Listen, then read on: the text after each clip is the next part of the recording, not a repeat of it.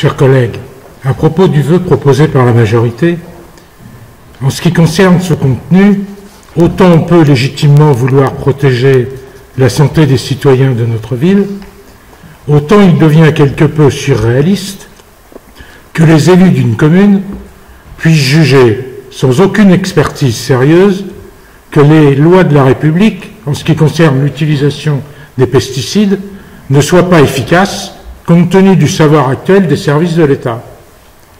Voir la droite faire voter un vœu sous la pression populaire construite par des journalistes incultes et des pseudo-écologistes est juste stupéfiant. Étonnant que dans le vœu, il soit dit « il n'existe à ce jour aucune certitude quant à l'innocuité de la substance active glyphosate » et que l'on demande l'interdiction de l'utilisation de tous les produits phytopharmaceutiques, sans distinction. Si l'on devait interdire tous les produits ou usages pour lesquels nous n'avons aucune certitude quant à leur innocuité, plus grand-chose ne fonctionnerait. Étonnant pour une majorité qui ira au municipal avec la couleur du président actuel et qui a une majorité suffisante pour faire voter toute loi pouvant être utile à l'intérêt général. Étonnant que cette majorité se préoccupe de l'utilisation des pesticides alors que ses amis députés ont voté pour le CETA qui va permettre aux États-Unis de nous inonder de produits tout autant aussi dangereux pour notre santé.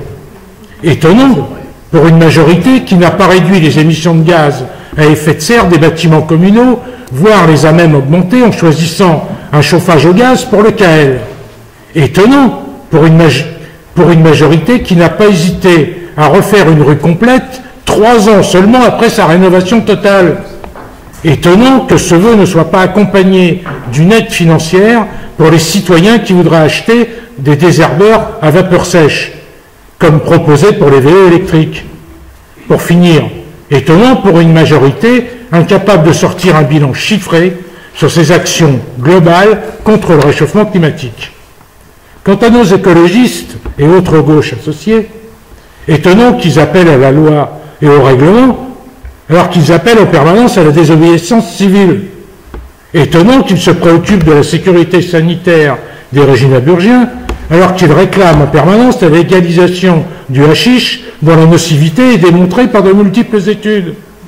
Étonnant qu'ils se préoccupent de la sécurité sanitaire des réginaburgiens, alors qu'ils ne se sont jamais opposés à la suppression de la visite annuelle de la médecine du travail, qui aujourd'hui est passée à 5 ans.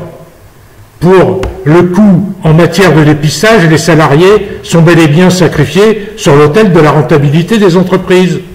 Étonnant qu'ils se préoccupent de la sécurité sanitaire des réginaburgiens, alors qu'ils refusent en permanence toute action supplémentaire sur la sûreté que l'État doit aux citoyens.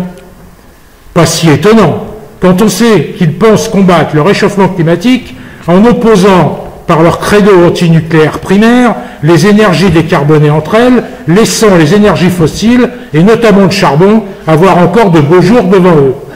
Grâce à eux, l'Allemagne a augmenté ses émissions de CO2. Pour finir, je reviens sur la désobéissance civile. Pourquoi nos verts ne décrochent-ils pas le portrait du président Macron, qui a disparu, je ne sais pas pourquoi, qui se trouvait dans cette salle pour faire avancer leurs idées?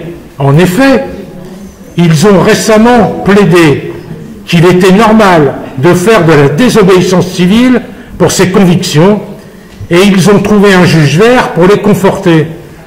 Mais alors, les intégristes catholiques et autres réactionnaires en tout genre ne sont-ils pas pour le coup confortés quand ils interviennent de la même façon contre les établissements hospitaliers qui pratiquent l'IVG au nom de leurs convictions religieuses? En ce qui me concerne, je refuse de prendre part à un vœu dont aucune étude scientifique ne permet de déterminer l'urgence, à moins que vous acceptiez d'en voter d'autres, notamment contre la privatisation d'ADP, contre le trafic aérien qui pollue beaucoup plus que les voitures, contre les 4x4 et contre le travail qui tue chaque jour ouvré, hors accident de trajet, 2,18 salariés dans l'indifférence la plus générale.